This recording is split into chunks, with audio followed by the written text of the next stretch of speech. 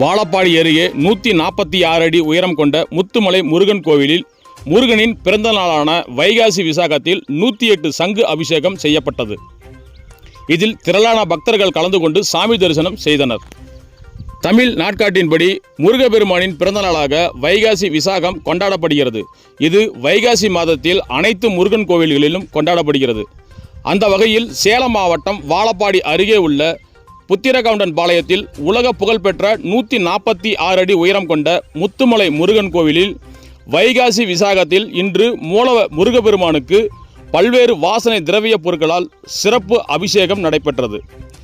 அதனைத் தொடர்ந்து புனித நீர் நிரப்பிய கலசங்கள் மற்றும் 108 சங்குகள் வைத்து ஏகசால பூஜையில் பல்வேறு மூலிகை பொருட்களை கொண்டு சிறப்பு பூஜையை தொடர்ந்து பூர்ணாகதி நடைபெற்றது.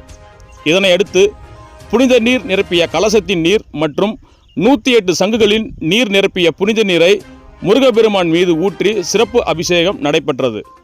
அதனைத் தொடர்ந்து வண்ண மலர்களால் சந்தன காப்பில் தங்க கவசத்தில் அலங்கரிக்கப்பட்ட பின்பு முருகப்பெருமானுக்கு மகா தீபாதரனை காண்பிக்கப்பட்டது. அதனைத் தொடர்ந்து பக்தர்கள் அரோகரா என கோஷமிட்டு சாமியை வணங்கினர். வரும் பக்தர்களுக்கு தங்க கவசத்தில் முருகப்பெருமான் அருள் பாலிக்கின்றார்.